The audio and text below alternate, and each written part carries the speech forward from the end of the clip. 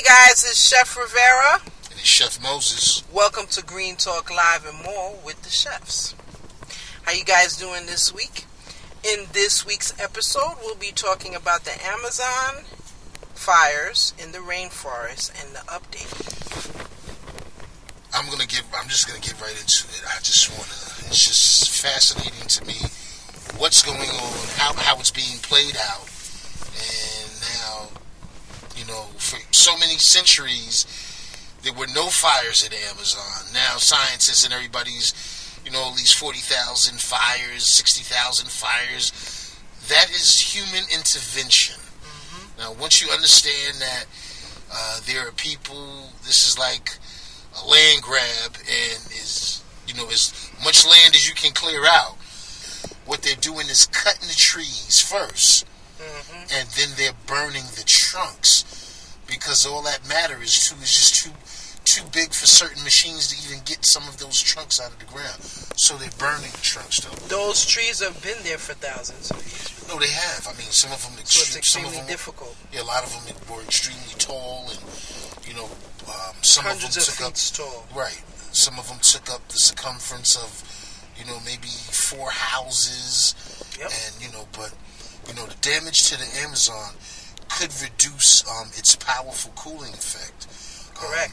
Because when water evaporates from the tree leaves, mm-hmm. it removes heat from the atmosphere. Right. As a result, what they're doing is cutting the trees first, mm-hmm. and then they're burning the trunks, because all that matter is just too big for certain machines to even get some of those trunks out of the ground. So they're burning the trunks, though. Those trees have been there for thousands of years. No, they have. I mean, some of them extremely difficult. Yeah, a lot of them were extremely tall, and some hundreds of them took up tall. Right. Some of them took up the circumference of maybe 4 houses. Yep. And but the damage to the Amazon could reduce its powerful cooling effect. Correct. Because when water evaporates from the tree leaves, mm-hmm. it removes heat from the atmosphere. Right. As a result of cooling the earth down when the earth overheats. Granted that they want to do farming and agriculture with those lands, that's destroying the lungs of the earth at the same time. So they're damned if they do and they're damned if they don't. But it's like I said, there's appetite and it's at any cost. Money, fake money, whatever kind of money, funny fiat, destroy the planet so we can get bread. That's basically the concept that a lot of these corporations, a lot of these huge farming agriculture corporations, any type of industrial corporation, unfortunately, that's not economically friendly. Not even economically friendly. Ecologically friendly. What can I say? I mean, the Amazon is burning down, and it's, Brazil a few weeks ago declared a state of emergency. And there's people that are local residents in Brazil near the Amazon. They're complaining that they can't even breathe anymore. So if they're complaining that, and they're real close to the Amazon rainforest, right? What does that say about the planet? It's so bad. Look up if you from space, you could see the smoke coming up from the burning ash of the Amazon forest right now. You can even Google, if you have the professional Google Earth that gives you real-time footage, you can see that smoke coming from the Amazon right now.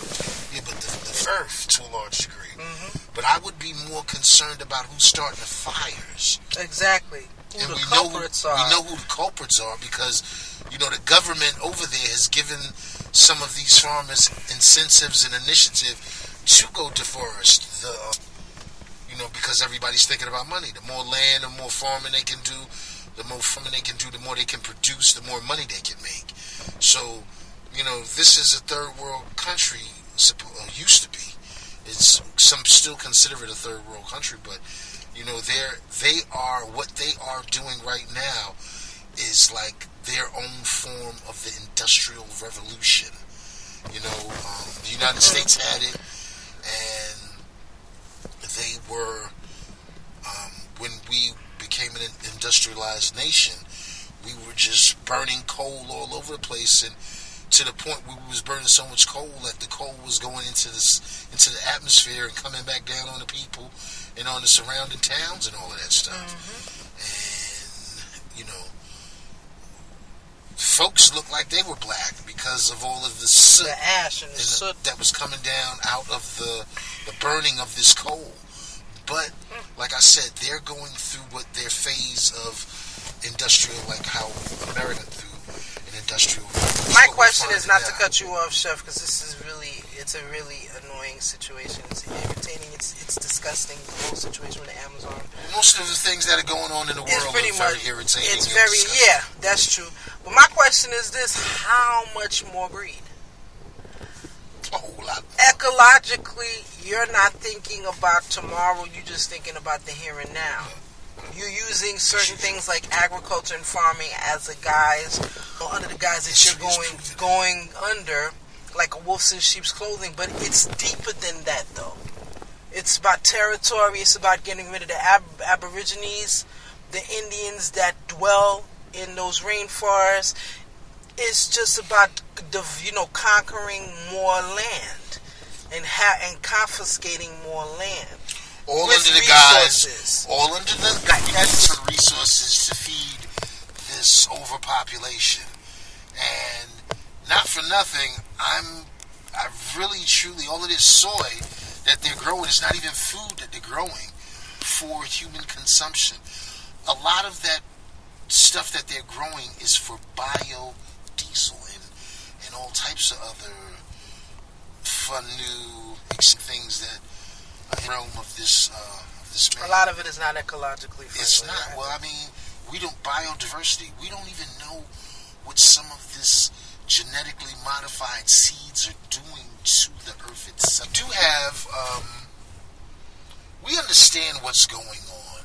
The thing is that there are a lot of other people, especially in these so-called third world countries, they do understand what's going on, but the greed and the opportunity to have more and to be, democratic and to be capitalist and all of these things for like a really bad goulash. It really truly is. As chefs, we understand that food is not really, it's going to take away from the taste and the texture of the meat. The season's going to cover up everything. But, I guess we get used to these things and we accept it as, oh, that's something new and it's different and we'll try it. But the thing is that certain things are not meant to be tried and meant to be done. We're just supposed to know innately that. Not when it comes to corporate greed. Anything goes pretty much. Unfortunately. Chef, you're right. But the thing is that, when you're we're dealing with two different cadence. One cadence is that the greed and manipulation of man and the sanity and the truthfulness of another man. Meaning that some people are just simple, where others are more complex than complicated. And it's not that they're complex and complicated. That's just a way to hide the fact that they are, how can I say it, greedy bastards. That's the only way to put it. It is rubbed off like a disease, and everybody is in a frenzy to make money. This is what this world is about. To educate ourselves and to find out things are important and what is not important. And we're going about this in the wrong direction because we're following people that we entrusted and we put them in places of power, or some of them we didn't put in power. Other people put them in power. But my thing is that they're focusing on not the community, but the community of money makers. It's about making money, and it is not about human life. It is not the about regard of it. The regard of human life or animal life, or plant life. You know, the thing is that you're messing this, or the elements. You're messing it up so bad that what is your justification, and what are your ramifications upon these things happening? And how are you going to resolve those ramifications? And the thing is, with things on a scale such as this, nobody's ever blamed. Nobody is ever. And when they do blame somebody, like they're trying to blame the president over there. But my thing is that it's not just him, though. It's not just him. Who? Much deeper. Much more deeper. But who is he growing? Who is he growing that stuff for? He's not growing it for his country, man. He's growing it for other countries.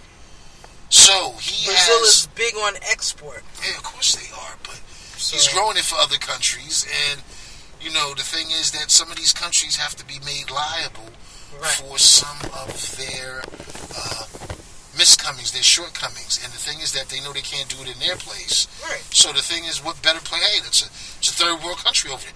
Well, let's make an initiative, and you know, let's get them to mow down the trees, and so we can have farming land, and we can, you know, we won't be in the black, we'll be in all, and you know, we'll be in the. I don't even want to say. Not the black. I want to say the blue, because the blue is more smoother. In business, you don't want to be in the red. So the thing is to be any place but the red. But if you can do something that can get you millions and billions of dollars, then that's the new fad and that's the new thing. But you're depleting the earth and you're robbing the earth of its natural resources. And then what are you going to do? When the proverbial shit hits the fan, you're going to blame it on something else. And then nobody's going to be blamed and everything shall be excused. I mean, it's this is history. This shit happens all the time. It's been happening all the time. Nobody is perceptive enough to even talk about it to a large degree. So, you know, we're at a very pivotal point in time in history, man. But all you have to do is read history and know that, you know, there's people that really don't care, and they'll use any excuse to rob those natural resources and to get the money. And what is the final impact of the end game to the not humanity? Conducive to humanity and society. It's not. And it's humanity, crazy, man. Humanity, we always blame. I'm blaming these people, but I have a thing now. For a long time, some people, we have to be accountable for the stuff that we allow to happen. Once we know these things are happening, a lot of us do nothing about it. I'm going to say this, Chef. People aren't thinking, especially the people that are doing the things that they're doing and being catalysts for these greedy agendas that they have as far as capitalism is concerned. You can have all the money in the world. If you can't breathe, you're not going to enjoy anything. You'll be dead anyway. No, they want to be bubble boys. They want to go into bubble spheres. And that goes with the food. You want to stop people from growing. You want to do this. You want to do that. GMOs, this, that, and the other. Eventually, it will. That agenda eventually going to turn on you, and money is not going to be the resolution for it. So you're basically in the cycle of catastrophe amongst yourself, destroying not only everything else, but eventually yourself. But people that have these sociopathic, psychopathic mindsets of greed and just total narcissism to the umpteenth levels, they're so shot that they're so shot and fractured that all they see is that end game and how to get to it by any means necessary. If they got to destroy everything around them, including themselves, the end game is the grand prize. Yeah, but incredible. You know what? You know what's even more sickening? The real estate pocket holds no real value. Your mind allows that money. Your mind gives that money value. That's what it is.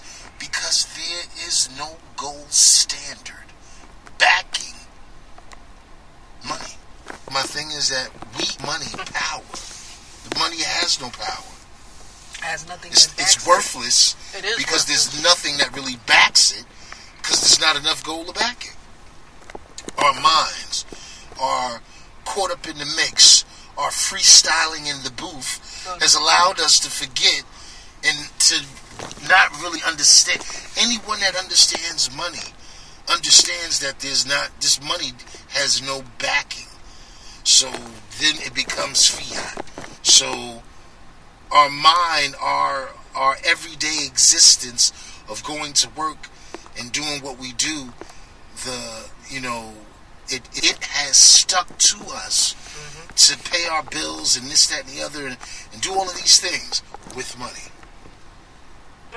So, once it changes over from paper to debit and all this other stuff, which they're trying to do smoothly, make a smooth transition, you're still going to be working for credits now. It's like something behind the biggest Ponzi scam. That's one of the biggest Ponzi scams in America right now. Yeah. The Treasury and what they're doing.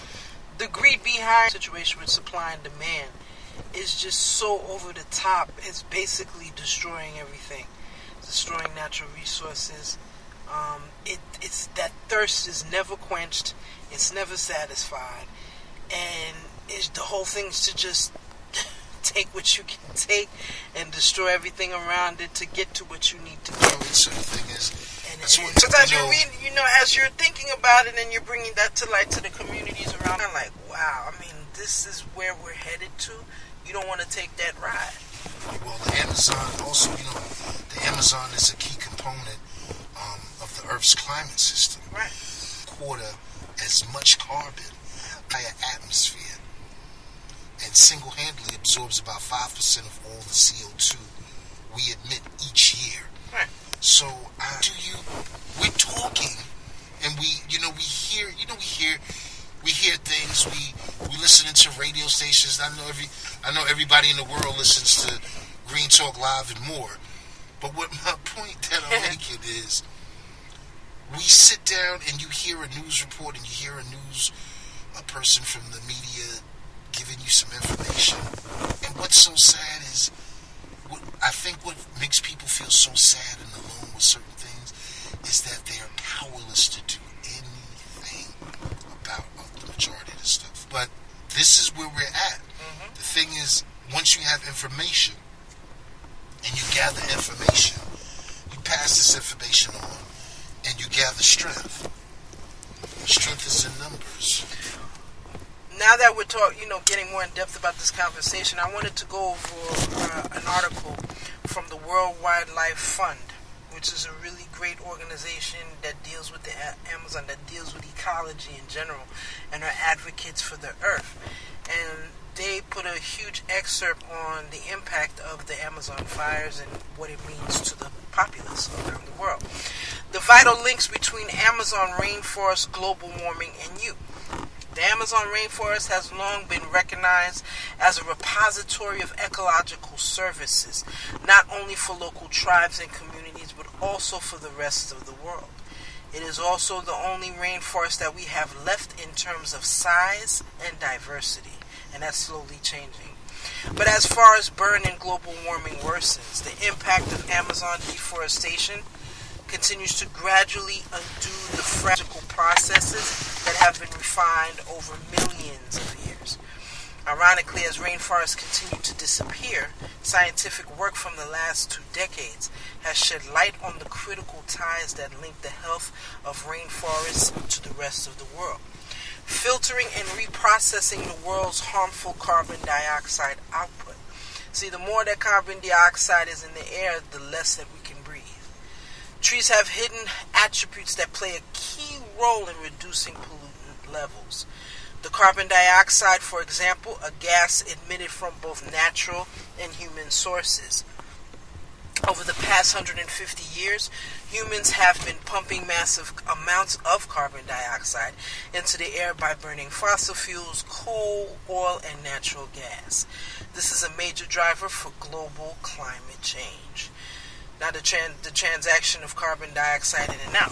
Under natural conditions, plants remove carbon dioxide from the atmosphere and absorb it for photosynthesis, an energy-creating process that yields, number one, oxygen, which is released back into the air that we breathe, and carbon, which allows the plants to grow. Which is why I said earlier, people that live real close to the Amazon, the Aborigines and the Brazilian people, the populace, tribes, right? They're complaining it's deeper than asthma. They can't breathe. Period. You could been born with asthma. The fact that the lungs of the earth are being attacked the way they are, they can't breathe. They feel like they're dying. People that don't have lung disorders, they feel like they're dying and they can't breathe. So without tropical rainforests, the greenhouse effect would likely be even more pronounced, and climate change may possibly get even worse in the future. It's not about being in the future. See, here's the thing. You're dealing with catastrophe in real time. Yes, the future is being attacked before it even happened. That is correct. However, you're dealing with catastrophe in real time. And because of entertainment and because of other derivatives and distractions, people are not focusing on what's going on in real time as much as they should. So it's not only it's affecting the present, what you see now, the past without question, and definitely the future. Now, Amazon rainforests and carbon dioxide. What forests take from the air, they can also give back. But because of the deforestation and the attack on rainforests all over the world, what's left, especially the Amazon rainforest, because it's the biggest one that is left, these natural ecological instances are not being carried out scientifically and naturally because of corporate greed. Now, when forests burn, tree carbon matter is released in the form of carbon dioxide, which pollutes the atmosphere and of which there are already excessive quantities. Where rainforests and savanna once stood, pastures for cattle ranching are now appearing. Pastures teem with termites and cattle whose metabolic activities also release CO2, which is carbon dioxide, although their contribution for atmospheric pollution is under much debate. With the forests gone, carbon dioxide is no longer transformed through photosynthesis, and the crops that replace forests only absorb a fraction of carbon dioxide compared to rainforests. So it's even more intricate how trees are necessary. Trees are natural filters. You're talking about air conditioning. Those are natural air conditioners. And once you cut that down, you destroy that filter that you need to live and to continue living. It's like punching a hole in a like a breathing mask. Right. And what's happening is that the breathing mask is supposed to cover your mouth and your nose. Right. But if a percentage of the mask is eaten away, or it's rotten, or not there, it's not going to protect you as adequately enough as if the full mask was on your face. So all of those finite particles and, smoke and smog and all that other stuff is going to innately get into you, and it's going to cause irreparable damages. It's going to cause damage that is not going to be able to be reversed. So with such deforestation, it continues, and it will foil efforts to keep global temperatures in check. Scientists fear parts of the Amazon could be past a critical threshold and transform into a lush rainforest into a dry, woody grassland. And that could bring catastrophic consequences not only for people in South America, but also everyone around the world. Because, as a machine, which let's refer to the Earth as a living, breathing machine, all of its key components are not in one place. It's spread all over the world. Like a motherboard The world is like a motherboard, and its critical components are spread out across the world, the face of the world. So once one of these critical components go, unlike a motherboard, it can be replaced or it can be substituted. But in real life, in real time, when you mess with something as sensitive as the lungs of the earth, you're causing irreparable damage, and that is it's unfortunate. But the thing is that it's just all about greed, man. Mm-hmm. And everybody will pass the buck. It's like they're partners. Everybody around the world is, this, that, and the other is burning. But once the farmland gets up and they start producing some stuff, everybody in the world gonna start buying buying stuff from them. And the thing is that makes them a large degree, because that's just another source. It's coming from another country. More than likely, it's going to be even cheaper. But and they're going to have to produce more. Mm-hmm. And what's going to happen is that they're going to overtill the land, and then within a couple of years, that again, you don't know what type of genetically modified seeds will be planted, and what harmfulness it will do to the soil. But you best believe that they're not going to follow the steps of what they're supposed to do as far as farming and letting the land rest after the 7th year and all of that. So I mean, it's inevitable. We've reached our, we are our worst enemies. We've reached our pinnacle. We've reached our pinnacle of greed on this planet. Our greed, the greed of others, is going to kill the majority of us. The greed of few is going to kill the majority of us. Well, see now, greed, because it's a few that holds the proverbial high stake shekels. But there are a lot of people aspiring to be. There's a lot of greedy people on the earth. It's just a few people that have the real shekels. Yeah. But what I'm saying is everybody's greedy. Everybody has a little greed in them to a point. And if it goes unchecked, controlling those urges. Yeah, well, you have to. There's people that just can't control those urges. Well, there's people that don't want to control those urges. Right, true. Those urges. Right. So this is where we're at. This is what we're facing. It shouldn't even be the Green Report. It should be the sickening report. Because you know what it is. The world has gone to a point of no return. Hell in a we're all window shopping and watching.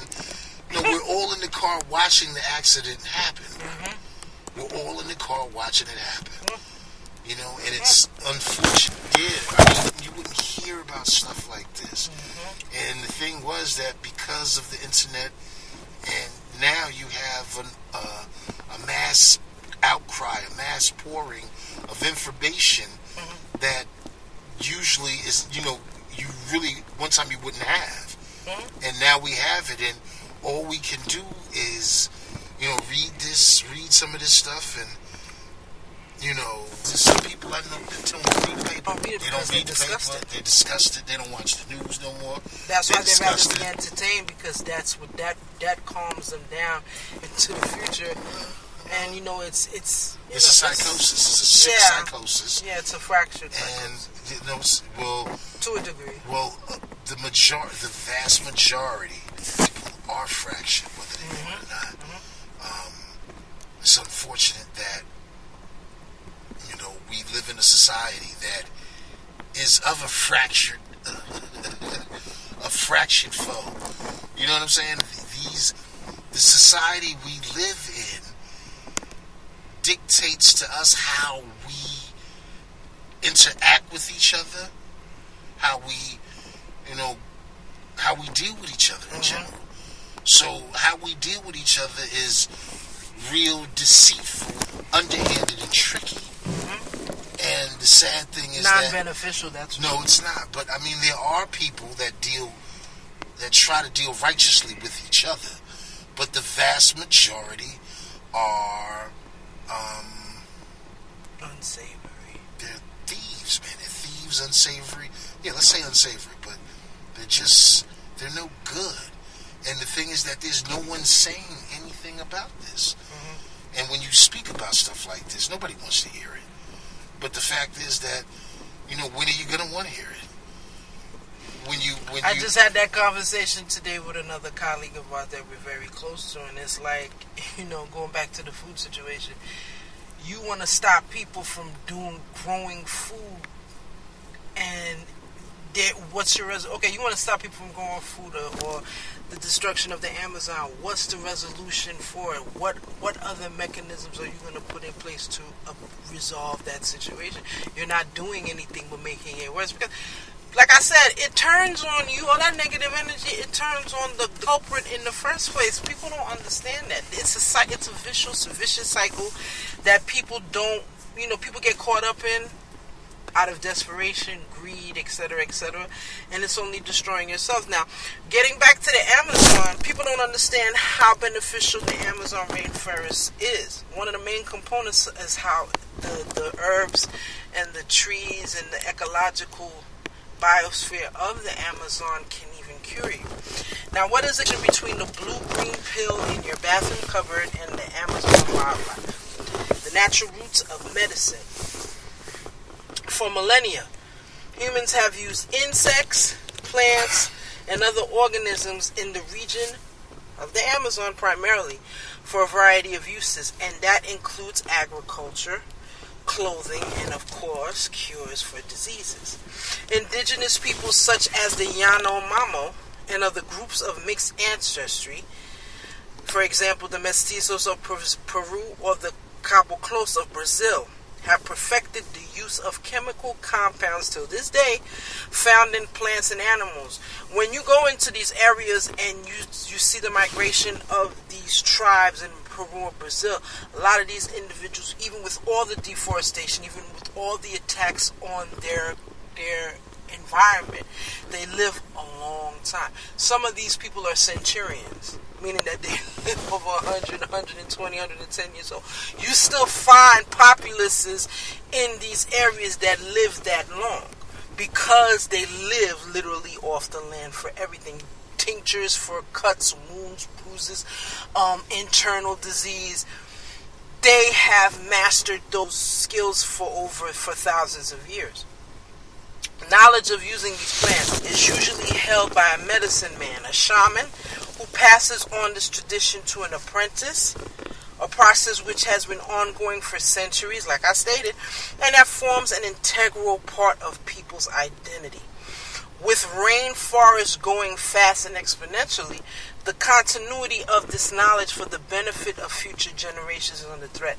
Did you know that there's certain medicinal plants, trees, limbs in Amazon that is only in the Amazon that cures diseases? Is quiet as it can. The barks, the sap, the dust, the honey, the dew, certain parts of certain plants and trees and etc. They cure most common diseases that we know.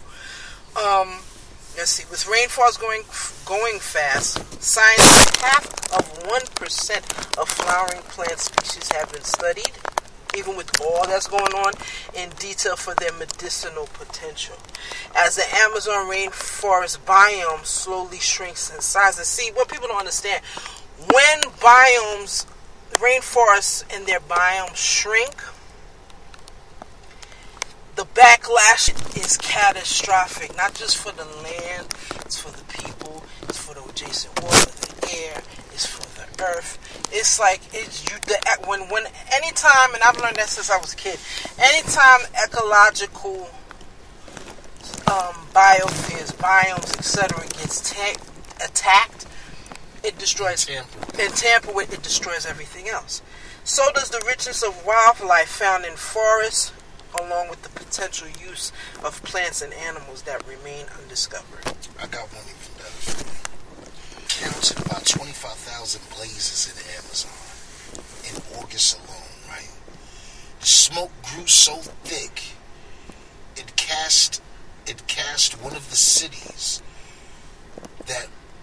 which lies more than 1,000 miles away into daytime darkness. Think about what I just said.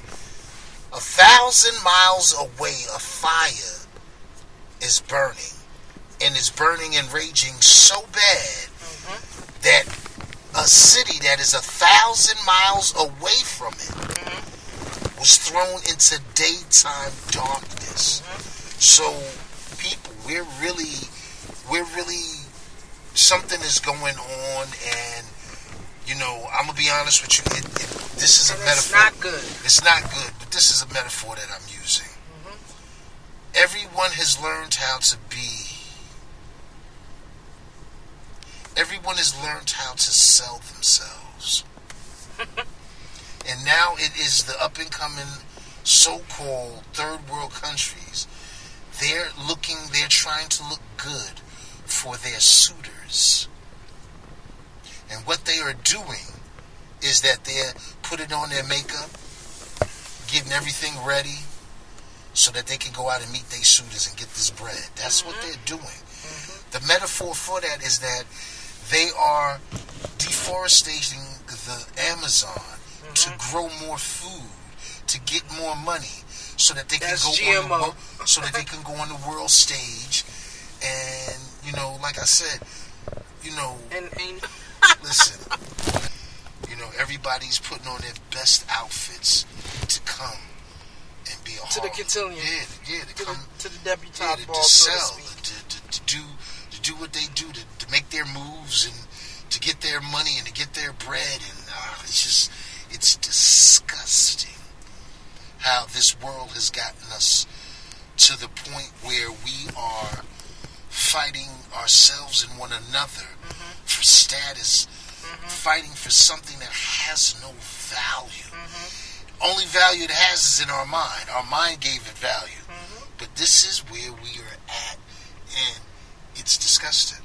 You got farmers that are so-called, some of these farmers have no education. But they know about growing something and getting some money. And if the incentive is to get free land and they don't have to pay for it, of course they're going to burn down as much forest as they can. And who's going to stop them? That's their country. That's where they're at. Right. And their whole method to the madness is that this is ours. You can't tell us what to do. Exactly. Regardless of the scientific fact that they're killing us off too. They're killing us all off and themselves, but they're all doing it for. Some people would say that's kind of harsh to say because these people have to feed their families. I understand that, but I'm pretty sure, and I've seen some documentaries on how people, some scientists and advocates go up there and talk to them and speak to them and explain to them about the forest and how it is the lungs of the earth, and but apparently it's not hitting home, and these people are trying to make a mad dash to the border to expand, and like I said, it's the Industrial Revolution. They're having their own Industrial Revolution now, and the key to that is whoever has the most land and is doing the most will make the most. Right. So it's unfortunate, and it is sad that we find ourselves at this juncture. To end this off, I wanted to read an excerpt from Arconnect News Online dealing with the catastrophe of the Amazon rainforest. The deforestation of the Amazon rainforest has accelerated at a drastic clip since far-right Brazilian president Jair Bolsonaro was inaugurated in January 2019. Now, as again, it's politics and money. They go hand in hand. So this is just the same global catastrophic script that's being played out again. Now, the Brazilian government takes monthly satellite observations, surveyed the deforestation, and it found that logging rates increased dramatically in May of this year. the traditional start of the logging season over the same month last year. Since taking office, Bolsonaro has moved to weaken many environmental protections in the country. Avio serves in the Brazilian Senate and is pushing there to eliminate forest preservation regulations for the agricultural industry. And that's Flavio. Now, the move, according to The Guardian, could open up an area larger than the country of Iran to further deforestation. So it's like I said, it's, they're being pushed by corporate agricultural GMO-based they're not being farmers. They're being subtly persuaded. Right. Subtle persuasion, if you look up, means force. So, they are being forced by corporate interests. That's what you want to... Are the ones that are killing us. The corporations. And the thing is that the governments, the corporations have all of the money. The governments don't have no real money, even though they make the money. Corporate business model, they hold all of... They have everything. And they have all of the money. And what it is... The corporations hire these lawyers and, lobbyists. And they control and they give these people money. And the senators and all of these other people do these people's bidding in their will. And they're not thinking about their constituents. These corporate raiders are supposedly their constituents too. They're not really their constituents, but what's going to happen, and publicly, you know how you get a girlfriend and you don't walk the street with her and just nobody knows that you're, courting her? Right. The corporate and the government are going to come out of the closet and they're going to be holding hands, not like R. Kelly, but they're going to be holding, and done it already. And there's a lot. They start suddenly and then they just come out flat out. Not for nothing. A lot of people may not even notice that the government itself owns some of these companies. And an example, there was something in the paper I was reading about the CIA that they owned an airline and some type of sustainable airline or something like that. So, like I said, this is nothing new. This is nothing new.